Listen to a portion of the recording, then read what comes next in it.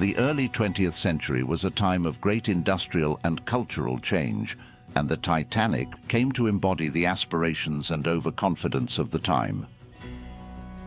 Transatlantic travel was undergoing a revolution. Steamships were becoming larger, faster, and more luxurious, opening up opportunities for both commerce and recreation. The White Star Line, seeking to compete with its rivals, commissioned the Titanic, the largest and most luxurious ship of its time, to be built by the renowned shipbuilders Harland and Wolff in Belfast, Northern Ireland. On April 10, 1912, the Titanic embarked on its maiden voyage from Southampton, England, bound for New York City. On board were over 2,200 passengers and crew, ranging from wealthy industrialists and celebrities to immigrants seeking a new life in America. The atmosphere was one of excitement and anticipation as the ship set sail into the North Atlantic. Then, on the night of April 14, 1912, the Titanic struck an iceberg at 11:40 p.m., tearing a series of large gashes along its starboard side. The impact was felt throughout the ship, and although efforts were made to contain the flooding, it soon became clear that the Titanic was in grave danger. This written account by Washington Dodge gives his personal account of what he experienced on that fateful night.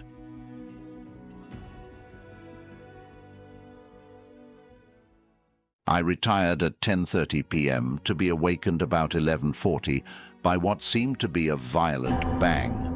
I had the impression that the steamer had been struck on her side with sufficient force to move her bodily in a lateral direction.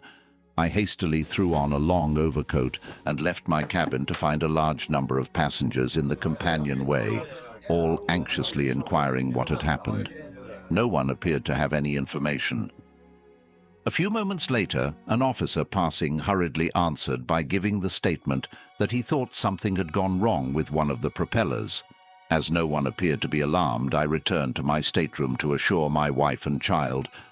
Again, returning, I went out on the promenade deck and soon learned that we had run into ice, that it was to be seen on the deck forward, and I heard a passenger state that he saw the iceberg pass the stern of the vessel to the height of the promenade deck on which he was walking, and which was about 70 feet above the water. Walking rapidly forward, I saw the ice on the deck, and returned to my stateroom.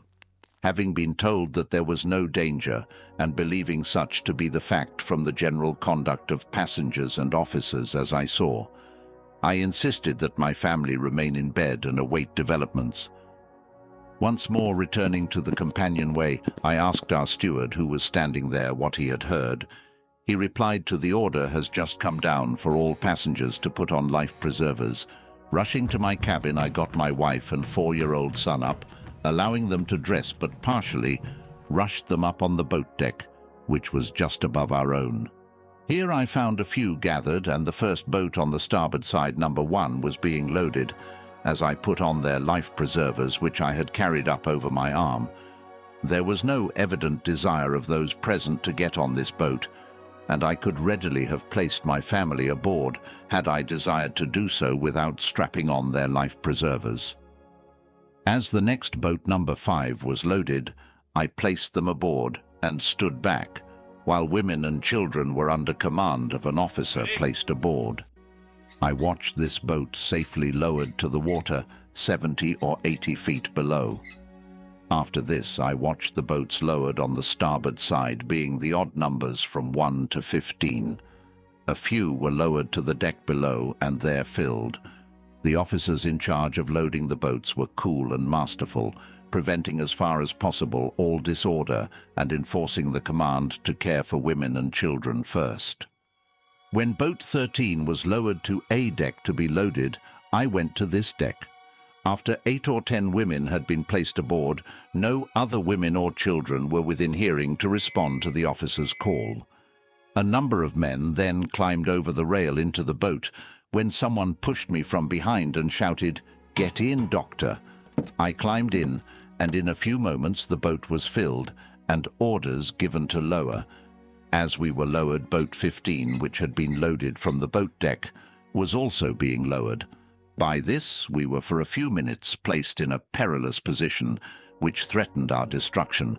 We observed as we neared the water that our boat was being lowered directly into the immense volume of water thrown out from the ship's side by the condenser pump. On the Titanic, this was a stream about 3 feet in diameter, which was thrown with great force 6 or 8 feet from the ship. It would instantly have swamped our boat. To add to our anxiety, boat 15 had swung directly over our heads, owing to the fact that the steamer had settled several feet into the water at her bow. Both boats were being lowered when our loud cries of warning were heard above, and the lowering of both boats arrested. We had no officer or seaman in our boat to direct us, but fortunately were able to disengage an oar, and with it push the bow of our boat, which overhung the threatening waters from the pump, 8 or 10 feet from the ship's side. When releasing the trigger, we dropped into the water, and were at once swept away from the steamer's side by great force of the water. The ocean being as calm as the waters of a smooth-flowing river, we rowed off to overtake a boat having a lantern aboard, we being unable to find one in our boat. Having rowed about a quarter mile, we found ourselves in close proximity to 5 boats. We observed the closing incidents, the gradual submergence of the ship forward. The final extinguishment, suddenly, of all her lights. Final plunge downward. From this time until shortly after 4 a.m. in a sea gradually growing rougher and with a temperature of extremely cold, we rowed about, observing in the darkness what first appeared to be a ship full-rigged, but to our disappointment proved to be an iceberg about half-mile distant. About daybreak we observed a light which appeared to be a redder, and this soon appeared above a second light which became visible, confirming our belief that help was approaching. We reached this steamer in about 45 minutes and found her taking aboard the occupants of 3 boats that had reached her ahead of us. On boarding her, I found my wife and son, who were in the second boat to be received.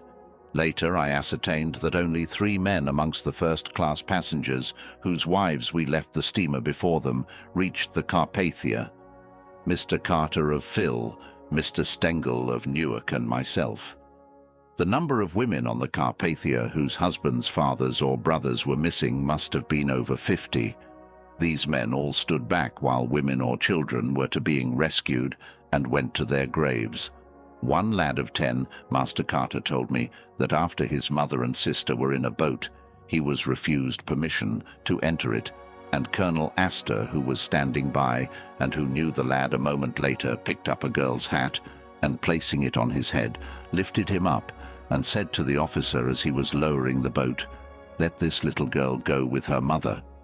As the lad expressed it, "They did not stop to examine me, so I got with mother."